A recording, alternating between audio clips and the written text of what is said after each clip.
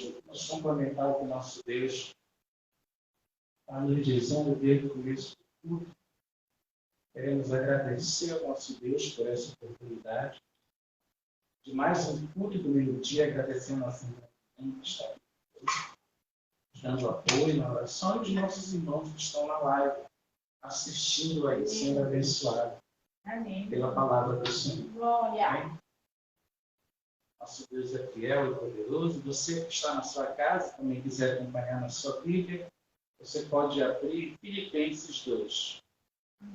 Essa carta é muito conhecida no mundo evangélico como a carta da alegria que Paulo escreveu quando ele estava preso em Roma, assim também como a carta aos Efésios, Filemão, Colossenses e também essa epístola aos Filipenses. Essa foi uma igreja onde o apóstolo Paulo se alegrou muito de ter implantado na cidade de Filipos. Por quê? Porque todos os irmãos que estavam se convertendo nessa igreja realmente estavam agarrando a oportunidade de servir a Deus, se alegrando com as coisas do Senhor. E apesar do apóstolo Paulo estar preso, mas ele sente uma alegria muito grande em seu coração em servir a Deus e ver que aquele trabalho dele nessa cidade, quando ele chegou, é um trabalho que está dando fruto, porque todo mundo ali se importando com a situação também dele. Então, o grande legado dele, do apóstolo Paulo, quando a gente vai estudar essa carta de Filipenses, foi sempre incentivar toda a igreja. Incentivar a quê, pastor?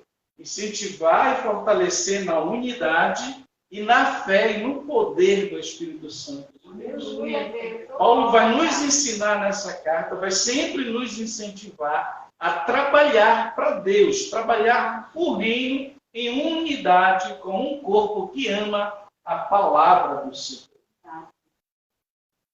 Paulo nos ensina também nessa carta, nessa introdução que a gente está dando, a lutar na vida por tudo aquilo que a vida coloca diante da gente. São vários obstáculos, né, que nós temos que enfrentar. E Paulo está dizendo, olha, vocês vão ser de Cristo, vocês vão ser fortalecidos com Cristo, mas vocês não vão deixar de passar por sofrimentos. Aleluia, Deus. Vocês não vão deixar de passar por lutas.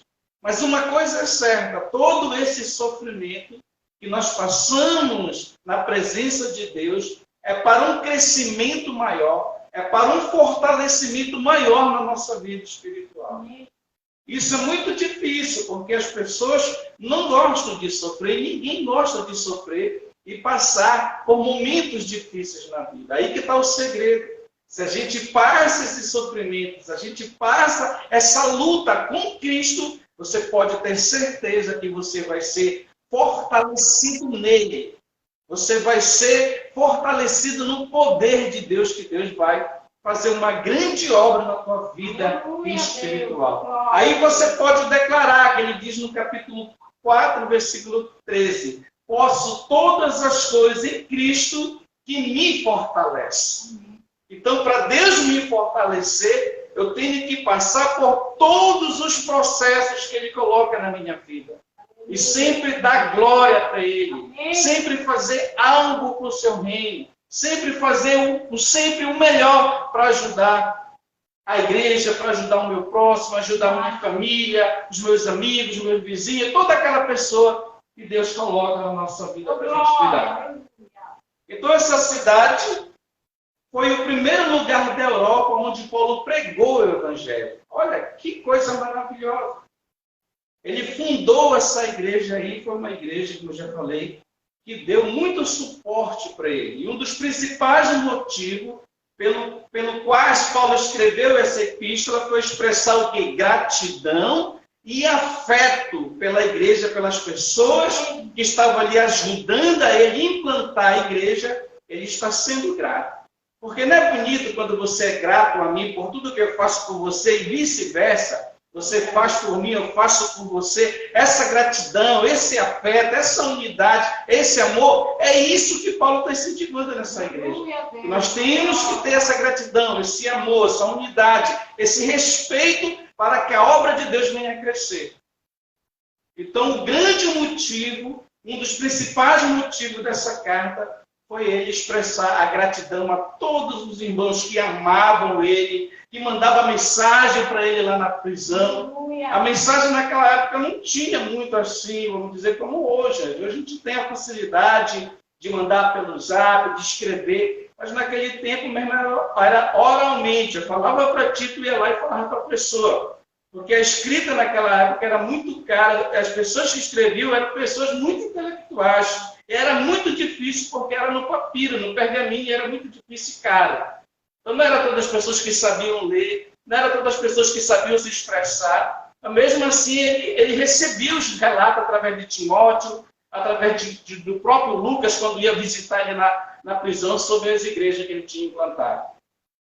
E também para demonstrar uma grande gratidão e afeto pelo auxílio que ele recebeu financeiro para que ele pudesse viajar em todas as suas viagens missionárias, amém? E recebeu esse apoio tanto espiritual, tanto também de carinho, mas também um auxílio financeiro para que ele pudesse viajar, porque ele tinha, com certeza, pagar uma passagem, e se localizar ali, chegar no lugar, pagar uma estadia, né? E a igreja precisava, ele levava muitas dessas ofertas que ele recebia, dessas pessoas que doavam o seu ministério, ele levava para as igrejas mais carentes, necessitadas, ele levava muitos recursos para lá suprir as necessidades dos irmãos. Então ele expressa nessa carta também uma gratidão muito grande. É provável que Paulo tenha escrito esta carta entre o ano 60 e 62, quando estava preso em Roma. Bem, é só um contexto, uma introdução. Então agora no versículo 2, no capítulo 2, Paulo vai continuar a incentivar os membros da igreja a ser unidos e cita o grande exemplo de Jesus Cristo, que ele foi a pessoa, ele foi o verbo que se encarnou e veio nessa terra e deixou um grande testemunho de amor, de fidelidade, de unidade, de obediência e principalmente de humildade diante dos homens. Amém? Por isso que ele começa aqui no versículo 2, do 1 ao 3, dizendo assim: se por estarmos em Cristo, nós temos alguma motivação, alguma exortação de amor, alguma comunhão no Espírito, alguma profunda afeição e compaixão, ele está dizendo, se eu estou em Cristo, eu tenho que ter uma motivação, eu tenho que ter uma exortação de amor para dar ao meu irmão, uma comunhão no Espírito para dar ao meu irmão. E uma profunda compaixão e afeição pelo meu próximo e principalmente pela obra do Senhor. Versículo 2, Paulo diz, completem a minha alegria, tendo o mesmo modo de pensar, o mesmo amor, um só espírito e uma só atitude. A igreja ela tem que ter essas características dentro dela para ela ser forte, para ela crescer. Porque uma igreja ensinada, uma igreja educada, é uma igreja forte, que faz missão, que ajuda, que evangeliza, que faz algo para o reino de Deus, para que o reino de Deus venha a crescer. Ele fala no versículo 3, nada faço por ambição egoísta ou por vaidade, esperando alguma coisa em troca, mas humildemente considere os outros superiores a si mesmo. Tem pessoas que se acham superiores, intelectuais, por mais que você seja mais inteligente que outra pessoa, ele está dizendo, mas não demonstre isso a ela, trata ela com humildade, faz de conta que ela é mais sábia que você. Isso demonstra a nossa humildade, diz, olha, façam tudo por... nada faço por ambição egoísta. Tudo que a gente vai fazer, a gente tem que fazer com amor, porque a gente está fazendo para Deus. A gente está fazendo porque Deus tocou no nosso coração, a gente quer fazer. Aquilo tem que ser voluntário, com amor, não esperando nada em troca. Não esperando por qualquer ambição egoísta ou por vaidade sua. Não, quando você for fazer algo para qualquer pessoa, faça com amor, sem esperar nada em troca, porque Deus está vendo tudo e vai te recompensar. Amém? Deus é poderoso, né? Porque Ele nos ensina aqui, quanto mais a gente faz, a gente tem que fazer de coração. Não espera nada, mas Ele sabe que Ele vai te abençoar. Ele sabe que tu vai te dar porque tu está cumprindo a lei dos profetas. Porque o primeiro mandamento é amar a Deus sobre todas as coisas, e o próximo com a ti mesmo. Então é automático isso. Quanto mais eu abençoo, quanto mais eu faço para o meu próximo, Deus me abençoa muito mais. E aqui do versículo 2, do 4 ao 6, ele vai dizer, cada um cuide não somente dos seus interesses, mas também dos interesses dos outros. Isso é muito importante. Porque, claro que eu tenho que cuidar dos meus interesses. Cada um de nós tem um foco, tem um sonho em realizar, uma coisa grande a fazer. Porque a pessoa na vida ela tem que ter foco. Ela tem que ter algo grande para Deus abençoar a vida dela. E Deus abençoa. Ele fala, olha, cada um não somente cuide do seu interesse. Vai lá, corra atrás, você tem sonho, vai lá, batalha, Deus vai te abençoar, ele está na frente. Mas também cuida dos interesses dos outros. Se uma pessoa chegar contigo, te perguntar, minha irmã, você pode me ajudar nisso, naquilo? Você pode me dar uma força, um apoio? Veja o interesse do seu irmão, se é bom, se é uma coisa boa, vai lá, apoia o irmão, dá força para o irmão, fortalece o irmão, não mata o irmão. Pelo contrário, fortalece ele. Aleluia. Versículo 5, olha que ele diz, seja a atitude de vocês a mesma de Cristo Jesus. Qual foi a atitude de Jesus nessa terra? Foi amar. Qual foi a atitude de Jesus nessa terra? Foi ensinar. Qual foi a atitude de Jesus nessa terra? Foi obedecer o Pai. Foi curar, foi ressuscitar, foi fazer maravilhas. Então, tudo aquilo que Cristo fez nessa terra, as cobranças que Ele fez, os momentos difíceis que Ele passou, foi uma atitude de amor para mostrar para nós que Ele nos ama. Então a igreja ela tem que ter esse discernimento, esse amor, esse cuidado, essa alegria de viver em Cristo. Veja que o apóstolo Paulo aqui está preso, mas ele está cheio de Deus, cheio do Espírito Santo, com a alegria de receber os relatos que aquela igreja, que aquele trabalho que ele fez na região de Filipos estava crescendo, estava dando fruto, e a igreja estava despontando e pregando a palavra de Deus. Tinha os ensinos heréticos, tinha as pessoas que falavam que para você ser salvo, para você ter a sua conversão, você precisa se circuncidar, e Paulo está dizendo que não precisava mais ser circuncidado, porque as pessoas eram gentios, estavam chegando na igreja, porque a nossa circuncisão é no coração, que não precisava mais seguir os rituais e os cerimoniais da lei de Moisés, porque Cristo é a nossa circuncisão. Amém? Versículo 6. Que embora sendo Deus, ele está afirmando que Jesus Cristo é Deus, não considerou ser igual a Deus, era algo que ele devia apegar-se, porque ele é Deus. Ele é o dono de tudo. Tudo é dele, por ele, e nada do que foi feito não foi através dele. Ele é o verbo, ele é o tudo, mas mesmo assim, quando ele se verbalizou, ele vem numa humildade tão grande. Você lembra que ele falou para Pilatos, quando Pilatos confrontou ele? Ele falou, olha, se eu quisesse, eu rogaria ao meu pai e mandaria uma legião de anjos e acabava com tudo isso aqui, mas o propósito não era, ele tinha que ir para a cruz do Calvário. Esse foi o legado dele. Ele tinha que cumprir as profecias, que embora sendo Deus, não considerou a ser igual a Deus. Claro que ele é. Era algo era algo a que devia apegar-se, porque ele era Deus. Ele poderia fazer tudo o que ele quisesse, mas ele demonstrou o quê? Amor, unidade, respeito, consideração por todas as pessoas. E não deixou também de puxar a orelha, porque tem momento que nós temos que puxar. Versículo agora 2 do 7 ao 9, ele vai dizer, se esvaziou, ele sai do trono da glória dele do céu, mas se esvaziou, versículo 7, a si mesmo, porque ele é Deus, vindo a ser servo, tornando-se semelhante aos homens. Esse versículo é muito forte, porque o Deus da plenitude ele não pode vir nessa terra, porque Tudo cabe dentro do Deus na plenitude do geral. O Deus poderoso, El Shaddai, o Deus poderoso. Aleluia. Tudo está dentro dele. Agora, para ele se verbalizar, o que foi que ele fez? Ele teve que se verbalizar, ele teve que se encarnar na pessoa do Filho. Por isso que nós somos a imagem e semelhança dele.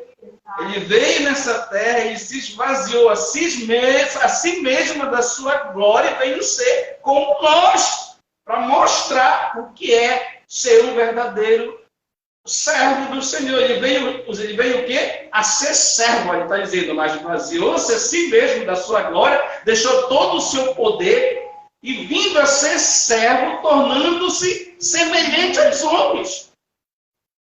Glória a Deus. Qual é a pessoa, o ser humano que vai deixar sua glória, o seu poder para ser um mendigo? Hein?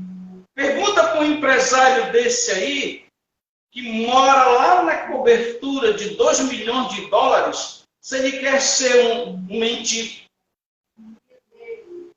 Porque Cristo se esvaziou. A Bíblia diz que as pessoas olhavam para Cristo e não achavam a formosura nele. A humildade era muito tremenda. E ele sendo o dono da glória. Tem um filme que fala sobre isso, né?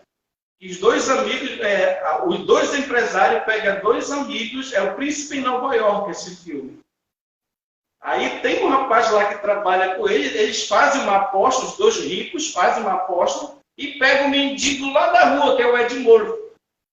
E aquele que vive no bem bom, que eles colocam para ser ele, e ele vem para cá para ser o empresário. Entendeu?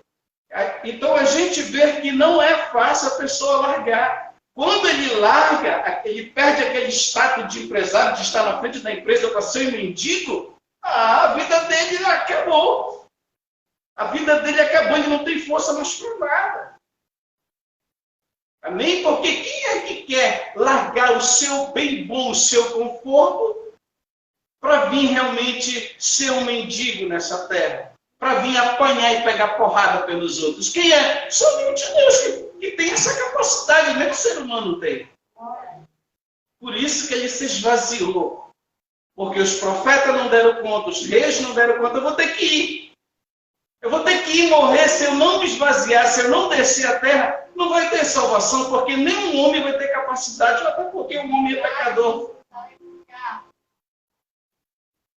Versículo 8. E sendo encontrado em forma humana, porque ele se verbalizou, o próprio Espírito Santo implantou ele dentro do útero de Maria, ele nasceu, ele cresceu, exerceu seu ministério e morreu e ressuscitou.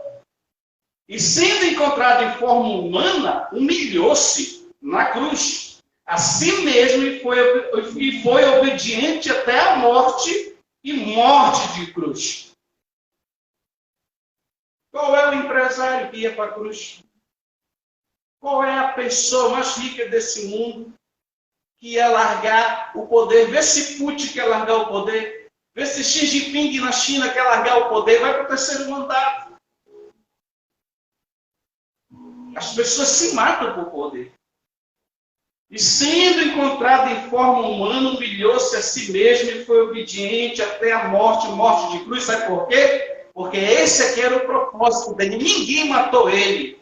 O Império Romano foi um instrumento, os judeus foram um instrumento. Ele mesmo se sacrificou, Deus está dizendo.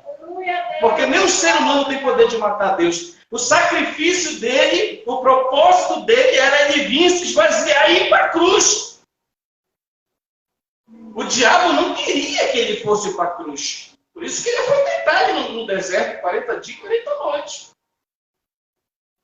E sendo encontrado em forma humana, humilhou-se a si mesmo e foi obediente até a morte, morte de cruz. Aleluia a Deus, glória. Versículo 9. Por isso Deus o exaltou à mais alta posição e lhe deu o nome que está acima sobre todo nome. Aleluia. É por isso que não tem outro nome para salvação. Eu não posso te salvar, O Papa Francisco não pode te salvar, nem um santo pode te salvar, ninguém nessa terra pode te salvar. O único e suficiente Salvador é Jesus Cristo, Filho de Deus. Ele é o caminho, a verdade e a vida. E ninguém vê o Pai a não ser por ele. Por isso Deus o exaltou à mais alta posição. Ele está acima de todo o principado, de todos os dominadores, de todas as potestades, de todos os demônios, de todos os anjos, de todas as hierarquias de poder dessa terra. Ele está acima de tudo. Ele é o soberano Deus. Aleluia, Deus. Glória. Por isso Deus o exaltou à mais alta posição e lhe deu o nome que está acima de todo nome. Por isso que o ecumenismo sem Deus não é ecumenismo. O ecumenismo Deus só aprova se Cristo for o cabeça. O ecumenismo que estão querendo fazer no mundo, a religião mundial desse ecumenismo, é unir todas as religiões e cada um adora o seu Deus. Negativo, só existe um Deus que salva e só existe um Deus que dá vida eterna. Aleluia. É o nome de Jesus. Aleluia. Filipenses agora do 10 ao 11. Para que ao nome de Jesus se dobre todo o joelho no céu, na terra e debaixo da terra. Aleluia. Aqueles que já morreram em Cristo. E aqueles que não morreram em Cristo vão ressuscitar só para ir para o lago de fogo que está preparado para o diabo, seus anjos e os infiéis dessa terra. Para que o nome de Jesus se dobre todo o joelho no céu, na terra e debaixo da terra. Glória a Deus. E toda língua confesse que Jesus Cristo é o Senhor para a glória de Deus Pai. Aleluia. Então não há Salvador, não há mediador, não tem posição para barrar Cristo. Você queira ou não queira, Ele é o cabeça da igreja. Glória a Deus. Você queira ou não queira, Ele é o Deus soberano da igreja. Só Ele pode te salvar. Só Ele pode te libertar. Só Ele pode fazer grandes coisas na tua vida se tu crer nessa parte. Você viu que ela leu? Não temas. Eu te fortaleço. Eu te ajudo. Porque Ele é o soberano Deus.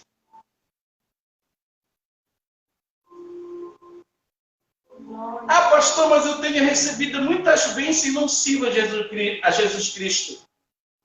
O material não tem nada a ver com Deus. Você pode servir outros deuses, você pode servir a quem você quiser e ser abençoado, porque o diabo também tem poder limitado por Deus. Só que a salvação é espiritual, ela não é carnal. A salvação é um mistério. Tu tem que entregar a tua vida e mostrar que tu tem fruto. Você tem que ter fruto. O fruto é o segredo do crente. O fruto é o trabalho do crente. O fruto é a obra do crente nessa terra. Aleluia, Deus. Glória. Se você adorar um pedaço de pau e tu achar que aquilo está te abençoando, você pode ser abençoado. Mas essa bênção, ela não é espiritual, é uma bênção carnal. Porque tu está vendo. Deus tu não vê, ele mora dentro de ti, é selado pela marca da aliança. Por isso que os adoradores adoram o Pai em espírito e em verdade, porque Deus é espírito. E necessita que aqueles que o adorem em espírito e em verdade. João 4, você pode ler. 23 em diante. Então, para fechar e concluir esse ensino, Paulo expressa o que para concluir nessa carta de Filipenses? Gratidão ele expressa. Nós temos que ser gratos. Paulo expressa o quê? O amor e a confiança nos membros da igreja. Porque ele sabe se existir essa gratidão, esse amor, essa unidade, esse afeto, a igreja vai embora. A igreja cresce, um ajudando o outro, um fortalecendo o outro. Fala do sacrifício que fez para seguir Jesus, porque não foi fácil. Ensina aos santos filipenses os princípios de uma vida reta em Cristo Jesus. Servir a Deus é muito bom. Servir a Deus, a gente vai passar por momentos difíceis. Deus vai provar a fé da gente. Vai ter um momento que Ele vai arrebentar a gente todinho por dentro. Mas uma coisa é certa, a vitória é certa em nome de Jesus Cristo. Eu creio, Jesus, aleluia, amém. A Bíblia diz que Deus não dá aprovação, não dá sentimento àqueles que a gente não pode suportar. Verdade, Jesus.